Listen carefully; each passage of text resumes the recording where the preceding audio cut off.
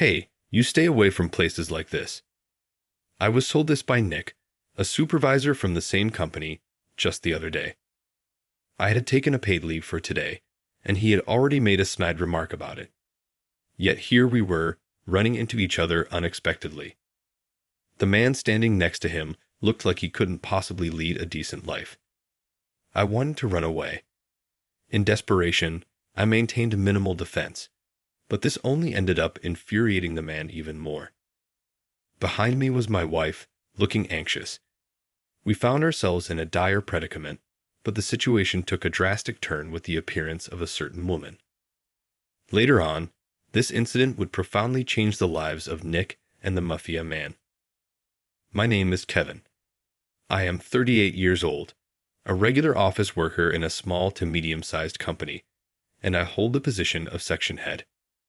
I have a wife who is 3 years younger than me, but we don't have children. Right after we got married, my wife was diagnosed with a disease that led to the complete removal of her uterus. This meant that it was no longer possible for us to have children. I thought living just the two of us wasn't too bad, but after the surgery, my wife was quite distressed and often threatened to divorce, blaming herself for ruining my life. Honestly, those days were like living through hell. But by facing my wife head-on and having numerous discussions, we managed to find peace even without children. Going on trips together or enjoying slightly expensive dinners made me feel completely happy. Gradually, my wife started to recover, and around the time I was promoted to section head, an incident occurred. Just before this incident, the previous department head had retired. Sitting in that empty department head seat was Nick in his mid-40s. He was selected to be the department head, but Nick was the nephew of the CEO, Mr. Yale, who had joined the company through connections. Nick, who believed strongly in educational elitism, refused to entrust important tasks to employees with only high school diplomas, delegating only basic tasks to those with college degrees. Naturally, the less educated employees were angry at this unfair assignment of work, while the college graduates complained of the abnormal increase in their workload. Yet all Nick did was shout, "If you have a problem with my methods, leave right now."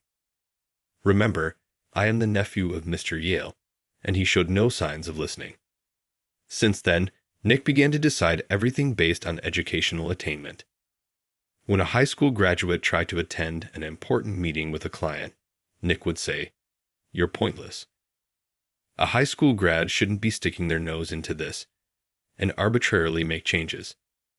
Or when a college graduate helped a high school graduate employee, he would say, "Don't pamper them. You are a college grad. You shouldn't need to help such people." Thanks to Nick's arrival, our department became chaotic, and now someone quits almost every month, leading to an abnormal situation. The reason Nick can continue to be arrogant is that our office is a branch, not the main headquarters. Mr. Yale, his uncle, is based at the headquarters and seems to be abroad often, focusing on globalization efforts. Furthermore, our branch manager, Mr. Harvey, is conservative. At first, everyone complained to Mr. Harvey, but now no one does anymore. Mr. Harvey would say, "Endure it." He's the nephew of Mr. Yale, and wouldn't deal with our complaints at all. That's why, unwillingly, we had to accept Nick's tyranny, and our workplace became a place where hard-working people suffer. Thus, those who work earnestly are the quickest to leave. While we do recruit new employees, the people who could train them have left, so no one can teach them. Even if someone could teach, Nick would say, "Don't learn from anyone but a college graduate," and appoint some college-educated employee as the trainer. Consequently, college graduates not only have a heavier workload, but now also have to train new hires, leading some to mistreat the newcomers. This means that the new hires don't develop well, and within 2 or 3 months they leave, worsening the atmosphere further. Employees who can't leave are mostly those with families. They need money for their children's education, their wives are expecting, or they are paying for their parents' care in nursing homes. Everyone has such circumstances, and quitting at such a time would put their families in trouble. Nick knows this and seems to exploit it. If something happens, he would tell the male employees, "If you run away, your wife and kids will suffer, won't they?" And to the female employees, "In this day and age, no one would hire a woman with kids like you if you leave such a good company." Everyone is looking for a job change, but it's hard to find a good place, and knowing that others will suffer if they leave makes it difficult for them to actually quit. I am one of those people. Recently, my wife and I have been planning something, so I cannot afford to be unemployed. Additionally, our income greatly affects our plans. Therefore, I absolutely have to find a company that offers better conditions and is okay in terms of salary. It's hard to find such a company, and my job hunting efforts aren't going well.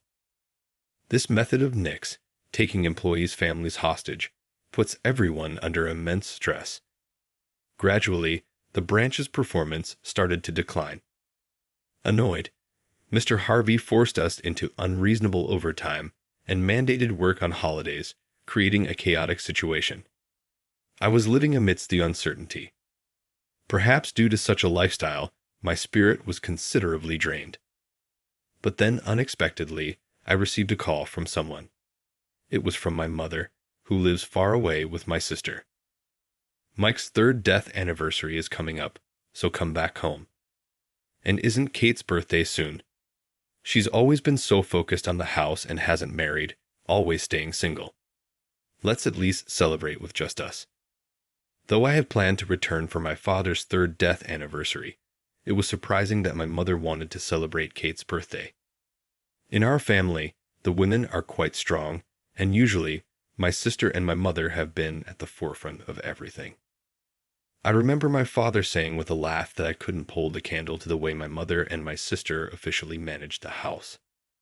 Of course, my wife was invited too, and when I checked with her, she was happy about it. So I replied okay to my mother and had already submitted a leave application at work. As expected, Nick sneered, "Taking leave? It's such a busy time, huh? Well, there's limited stuff a high school grad like you can do anyway. Do as you like." At least we had planned to take leave on Friday, fly back with my wife, and meet my mother at a restaurant she had chosen on Saturday night. Then the day arrived. The traffic's bad, and the taxi isn't moving much. "Sorry, but could you go ahead without me?" Having just received this message from my mother, my wife, and I decided to go ahead into the restaurant. We had reserved a private room in the back, but had to pass the counter seats to get there. As we were being led by the staff, a voice called out from the side, "Hey, isn't that you, Kevin? Wondered what you'd do taking leave. A date with your wife in the distant suburbs. I don't mind, but it's a shame the burden falls on other employees. Actually, what's a guy like you doing in a nice place like this?" Turning around, there was Nick with his usual irritating smirk. I had heard from a colleague that Nick was also going back home or something, and he had dumped his work on others before leaving on Friday. Beside him sat a burly man who clearly didn't seem like a decent person. He scrutinized me from head to toe as if sizing me up.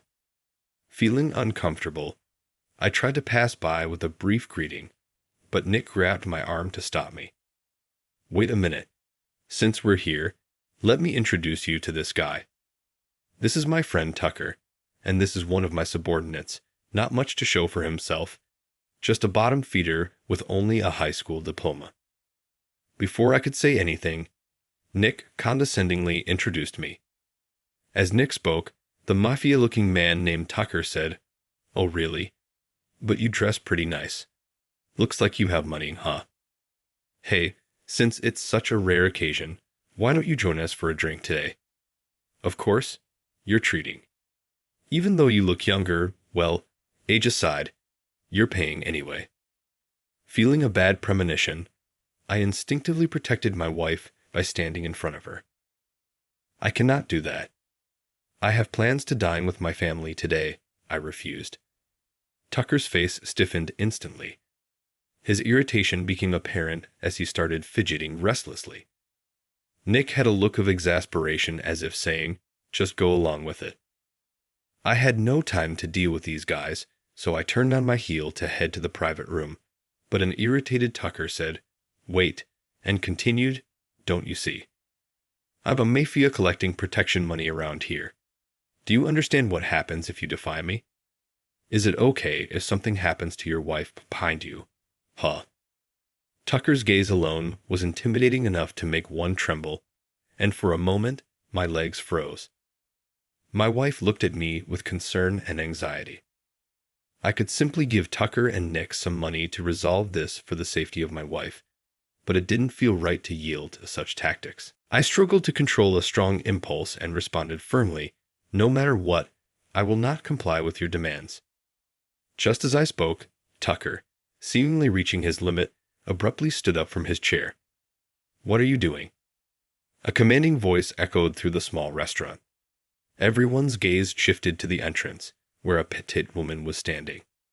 Startled, I checked the time. About 5 minutes had passed since we entered. Wearing large sunglasses and sporting nearly blonde long hair, she exuded an impressive aura. For a moment, I thought I saw Tucker's eyes waver. Meanwhile, Nick, unaware of who the woman was, shouted at her, "Who are you, lady? Outsiders should keep their mouths shut." Ignoring his words, the woman approached us with a click of her high heels. Then to me, she said, "You, if you're even the son of Mike, you need to pull yourself together. I feel embarrassed as your sister." Surprisingly, I was the one being scolded. Scratching my head, I apologized, "Sorry, Kate." At that, Tucker let out an almost scream-like shout, "His sister." To Nick, it must have seemed irrelevant that the sister I was going to have dinner with had appeared. But to Tucker, my sister Kate seemed to be someone special. He started trembling as he looked at her. Nick was taken aback and asked him, "What's wrong?" Ignoring Nick, Tucker greeted her energetically, "Kate, it's been a while." Kate slightly shifted her pitch-black sunglasses to look at Tucker and burst out laughing. "Oh, it's you, Tucker. I was wondering who dared mess with my brother and sister, huh?" By the end of her sentence, her expression had turned serious, and Tucker seemed only capable of trembling. Nick, still not understanding the situation, looked back and forth between us.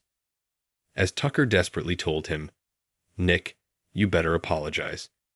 It's for your own good," Nick seemed to grasp what was happening. Nick slowly apologized to her.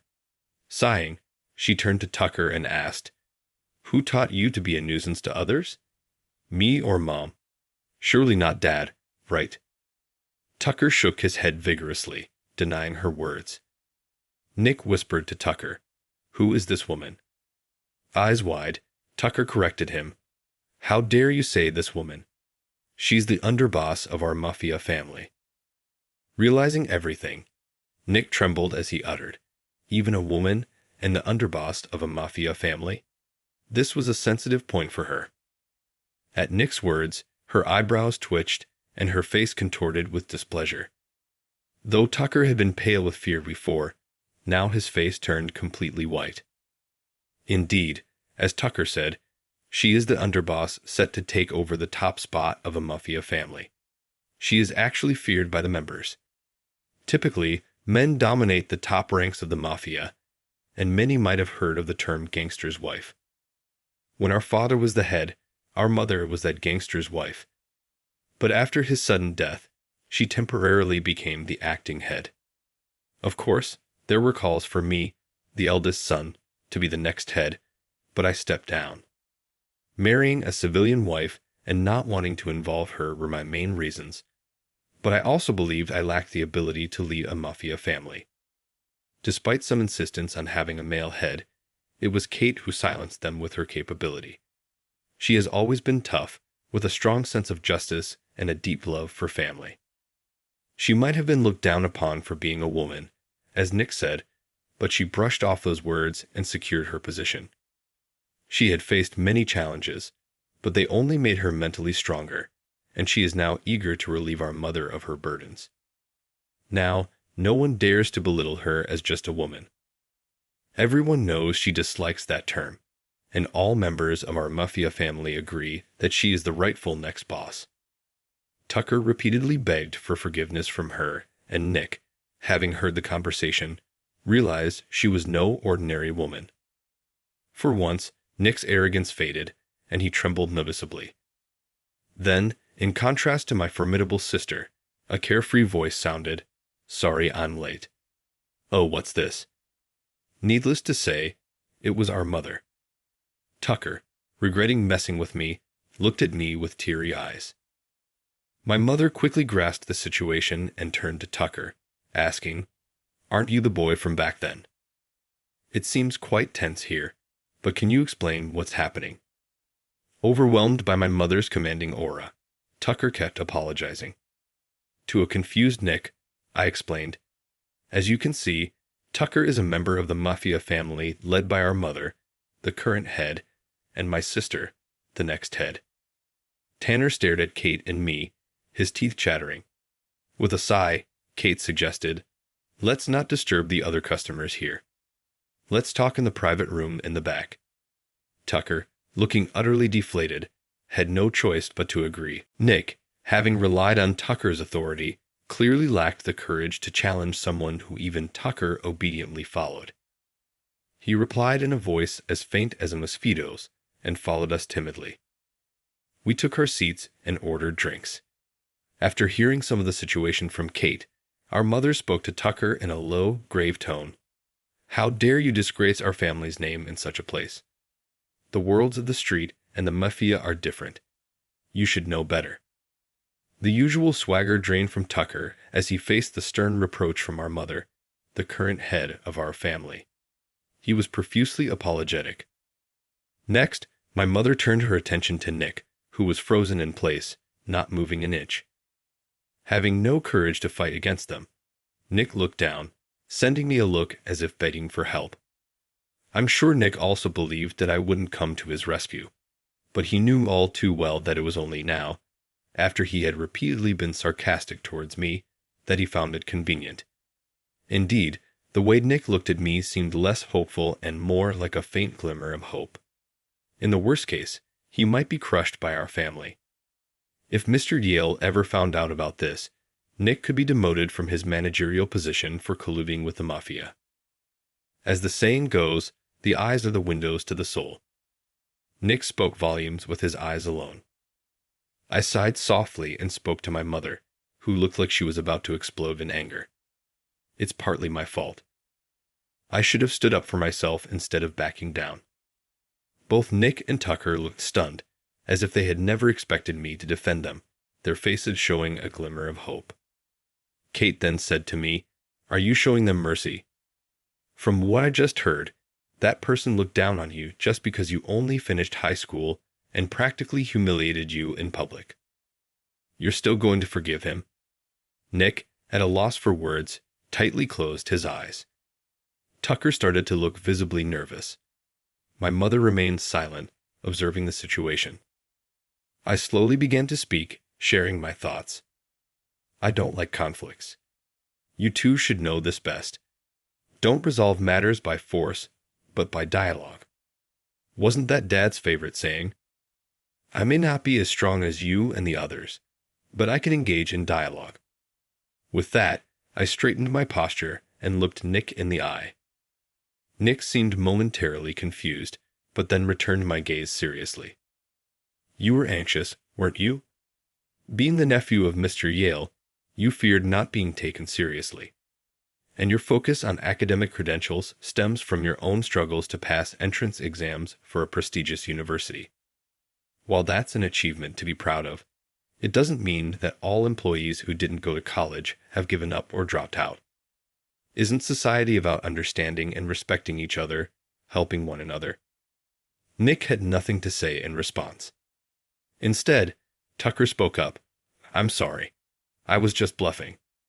Like Nick, I have a sister suffering from a chronic illness, and Kate helped with the medical expenses. I wasn't aware of that. As I looked towards Kate, she shrugged and said, Tucker's sister is your age. His brother was originally a part of our family and was a great ally of mine. So, for Tucker and his sister, they're like family to me. I helped out with the medical costs with my own money and some from our mother. It's my way of returning the favor since his brother always stood by me, even when I felt isolated. While I was surprised to hear about this connection between her and Tucker, it seemed just like her to go to such lengths. My mother also silently approved of what Kate was doing as the next head of the family. Tucker apologized again for his misconduct. Even though I was unaware, I ended up repaying your kindness with betrayal. You said you would cover the full amount, but I'll work and pay it all back. Before Kate and my mother could respond, I said, "There's no need for that." Tucker looked back at me, surprised. I continued to express my thoughts. Indeed, what you did could have tarnished our family's reputation. I live in the civilian world now, detached from the family business, but such actions could inconvenience Kate, my mother, and the members, especially your brother. Pausing for a moment, Tucker seemed to take my words to heart, giving me a serious look. I added, "But you've managed to apologize properly. Normally, one might make excuses to justify their actions. You could easily say that since I'm no longer involved with the family business, it's none of my business, but you didn't resort to such tactics. Instead, you admitted your mistakes openly. I don't think Kate and the others would impose further punishment on someone like that." With that, as if breaking the tension, my mother burst out laughing. I was momentarily flustered, thinking I had said something odd. But then she, no longer the head of our family, but as a mother, said to me, "You're becoming more and more like your father." Normally, I would have to condemn Tucker for tarnishing the family's name, but as you said, he's taken responsibility and apologized. This time, I'll forgive him for your sake. I was relieved. Honestly, it was almost a gamble whether my mother would let Tucker off the hook. Since my father's death, she has led with unmistakable authority to ensure she wasn't underestimated, resolving conflicts within the family with decisiveness. Kate, too, had made considerable efforts to demonstrate her capabilities, deeply understanding what it means to be part of the Mafia. Whether to forgive Tucker was a delicate matter, but I was relieved that my words had an impact. Tucker, likely never expecting this outcome, teared up and grasped my hand, saying, "Thank you for protecting me, even though I was so rude." Out of the blue, I slowly shook my head in response to his words. I hadn't really protected Tucker. I had simply stood by my own principles and followed through with them. When I explained this, Tucker, deeply moved, said, "You are my hero," and showed respect for me, even though I'm younger than him. Feeling a bit odd, I asked him to stop saying that.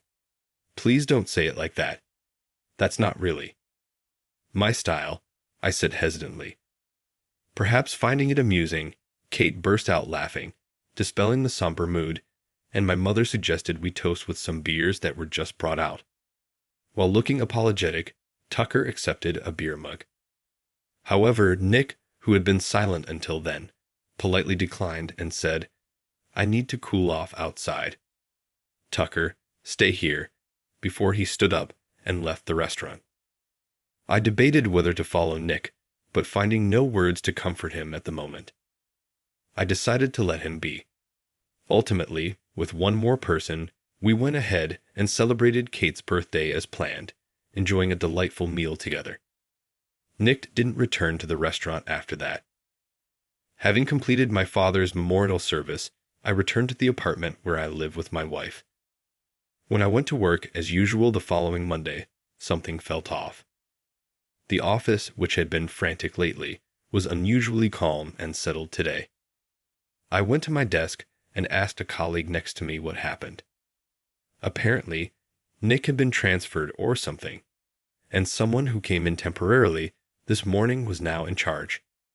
Thanks to him reverting the work assignments Nick had messed up, the daily chaos had settled down.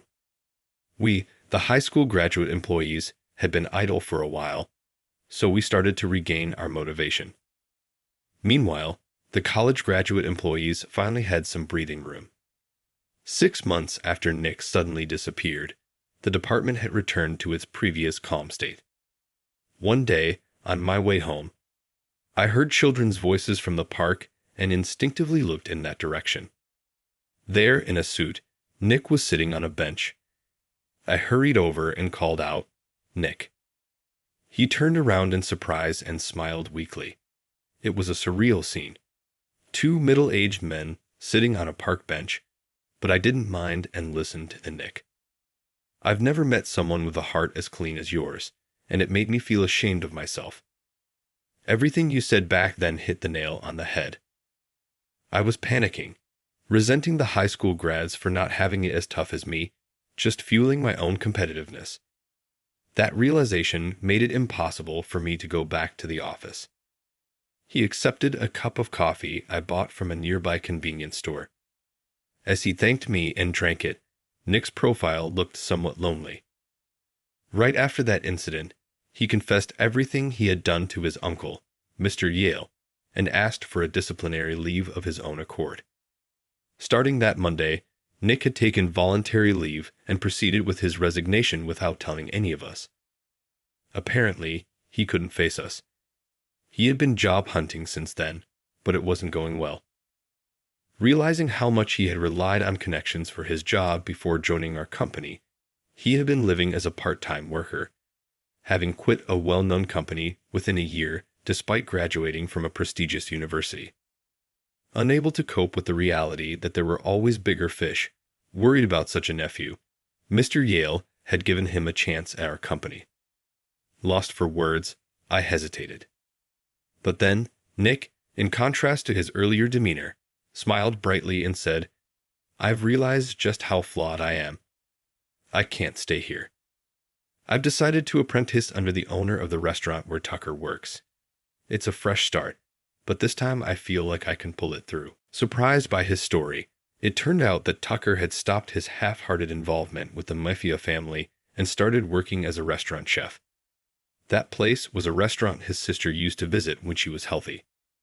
He was determined to make meals for her once she was allowed to leave the hospital or come home temporarily. Of course, Kate hadn't billed him for the medical expenses, but Tucker had decided to save up a significant amount to repay her someday. Inspired by Tucker's actions, Nick decided to join him as an apprentice for his own self-reflection. The restaurant owner was short on hands and grateful for the help, and Nick was set to leave by plane the next day. "This is probably my last time wearing a suit and walking through the city. I sat here because the sunset looks the most beautiful from this spot," he explained. After listening to him, various words came to mind, but what I needed to say to Nick right then weren't words of consolation or encouragement. Slowly, I raised my head and looked towards Nick, saying, "Take care." Surprised by my unexpected farewell, Nick briefly showed a stunned expression, but quickly smiled and replied, "Yeah, I'll be off then. You take care too." 3 years passed. I visited my hometown again and knocked on the family home's gate. Instead of the typical scene of underlings lined up, I leisurely walked down the path leading to the house, taking in the view of the garden. Upon seeing us, my mother immediately brightened up with a big smile and exclaimed, "Welcome back."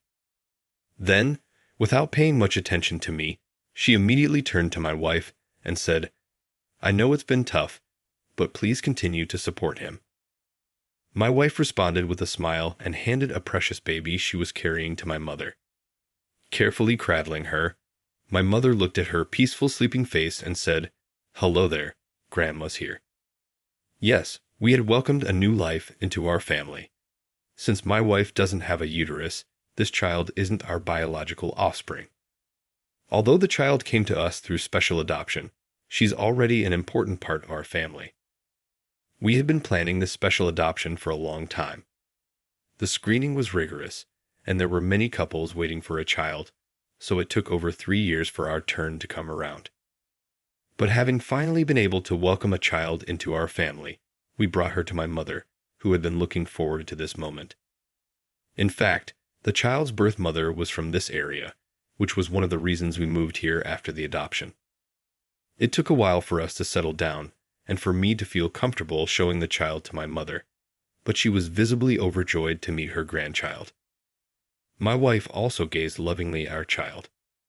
For me, it wasn't important whether the child was born to my wife or not. What mattered was that this child had come into our lives, and I felt it meaningful to raise her as our own. My mother felt the same, and even Kate, who joined us later and is typically known as a formidable figure in the Mafia, wore a gentle smile. Children are remarkable. For the sake of this child's future, I would sever ties completely with my mother and Kate. My wife and I had many doubts about this. After all, it wasn't my idea, but one that my mother and others had decided upon after months of deliberation following the child's arrival. We decided to respect their decision. Thus, today was the first and last day for my mother and others to meet this child. Given the circumstances, we left the child with my mother for a while, and my wife and I went to a restaurant. It was just past the busy lunch hour, so the restaurant was quiet with few other customers. As we entered, we were greeted with a hearty welcome. As we took our seats, a familiar face, now a waiter, brought us a menu and cheerfully said, "Long time no see. Today's special is grilled chicken made by Nick. It's really the best." My wife and I burst out laughing, and from the back of the kitchen came Nick's embarrassed shout, "Stop it, that's not my special." The restaurant owner joined in the laughter, and I could tell that these three had built a good relationship. Tucker's sister was still hospitalized, but she had recently been granted temporary leave and had come to this restaurant to eat some of Tucker's specials. Tucker's dream had come true, and it seemed he now had a new goal: to open a new restaurant with Nick. How these two became friends was still a mystery, but it was clear they were bound by an invisible strong bond. After finishing our meal and getting ready to pay, I encouraged them. Keep up the good work. Nick, who once had a troubled expression, and Tucker, who used to tremble in fear, were no more. Both responded with bright smiles. Yes, life exists as uniquely as there are people, and if one were to look into their history, they would find a mix of highs and lows. Feeling that I had glimpsed a part of that, I felt strangely moved. I would now build a life with my newly adopted daughter and my family. With that prospect of future joys, my wife and I left the restaurant hand in hand.